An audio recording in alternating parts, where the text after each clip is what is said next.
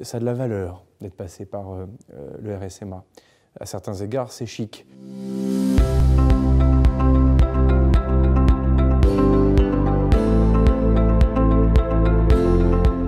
Original, je pense que dans la République, il n'y a pas beaucoup d'institutions qui traduisent cette originalité. À certains égards uniforme, parce que pour le coup, on retrouve un régiment du service militaire adapté dans chaque territoire ultramarin. Il s'organise plus ou moins de la même manière, en même temps diversifié, parce qu'il s'adapte à chaque territoire et à sa jeunesse, et aussi à son tissu économique. Donc en fait, c'est un trait d'union entre une histoire républicaine ancienne, le service militaire, ça nous rappelle évidemment les souvenirs du service militaire tel qu'on pouvait le connaître partout dans la nation française jusqu'en 1995, et en même temps une adaptation bien originale, parce que jonction, trait d'union entre la jeunesse de chaque territoire et le monde économique. Sa longévité, c'est son succès.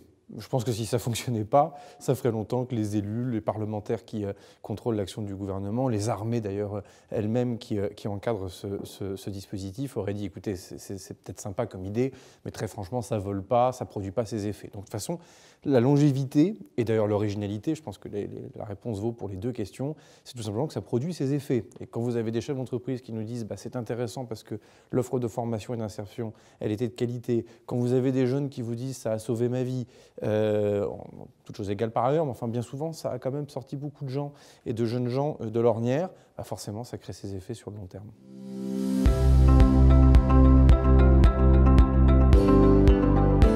C'est populaire. Et je veux mettre les pieds dans le plat, même dans des territoires dans lesquels on peut avoir une histoire coloniale ou décoloniale très compliquée. J'étais en Nouvelle-Calédonie, on est engagé dans un processus de décolonisation. Ce sont les troupes de marine qui encadrent les jeunes du SMA. Ça ne pose aucune question, que l'on soit kanak ou non kanak, que l'on vienne de la province des îles, du nord ou du sud. Mieux que ça, le RSMA a participé aussi à ce qu'on appelle le rééquilibrage dans ce territoire, avec notamment la compagnie de Bourail qui vient de s'ouvrir. Donc ça, pour le coup, on le ressent dans tous les territoires, et cette permanence-là, elle est heureuse parce qu'elle est profondément républicaine.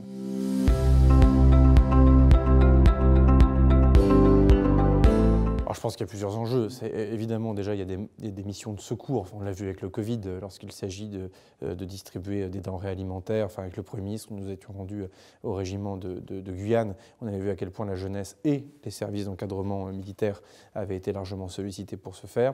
Vous avez raison sur des enjeux sociétaux importants, violences faites aux femmes, la question de la lutte contre l'illettrisme ou l'électronisme, sont des sujets sur lesquels on doit pouvoir mobiliser le RSMA. Après, il faut se dire les choses. Cet anniversaire, ces 60 ans d'existence, doivent nous amener aussi à parler des défis. L'engagement, la capacité toujours à recruter. Vous voyez bien qu'on met des moyens financiers de plus en plus importants ces dernières années pour justement augmenter les capacités de cohorte ou augmenter les capacités de formation ou d'enseignement. Enfin, ça ne fonctionne que parce que l'offre rencontre la demande. Et ça veut dire aussi qu'on a tous une responsabilité. Alors, les jeunes font même le travail, parce que quand les grands frères ou les grandes sœurs disent aux petits frères ou aux petites sœurs que ça a bien fonctionné pour eux, ça crée une émulation familiale. Les politiques ont une part à jouer aussi importante, parce que souvent, gâteau avalé n'a plus de goût. Donc, comme c'est un succès, le RSMA, on finit par plus en parler, et on finit par ne plus se poser la question de son devenir. Il y a quand même cet enjeu-là, qui est l'enjeu du recrutement. Donc, à la fois correspondre aux nouvelles missions plus sociétales, des missions plus traditionnelles de secours aux personnes, de solidarité évidemment avec les populations, une dimension un peu militaire aussi dans cette affaire-là, et ça, c'est pas pour me déplaire à titre personnel. Et puis, de l'autre côté, il y a quand même des enjeux sur le recrutement à l'avenir, il ne faut pas occulter ce débat.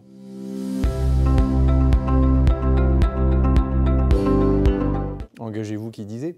Non, mais je pense que pour le coup, la capacité à renouveler justement les cohortes, et j'y reviens, mais pour moi, elle est un point important. Et je sais que le général de brigade de Laval, qui commande le RSMA, l'ensemble des chefs de corps sont très mobilisés justement sur cette capacité à toujours recruter demain. Puis après, je pense qu'il y a quelque chose à dire de tout simple aussi pour ces jeunes. Ça a de la valeur d'être passé par le RSMA. À certains égards, c'est chic. À certains égards, dans un CV, ça marque quelque chose désormais entendu par tout le monde et pour tout le monde. Et je ne serais pas complet d'ailleurs si je n'y associais pas les chefs d'entreprise, parce que sans eux, évidemment, l'affaire n'est pas complète.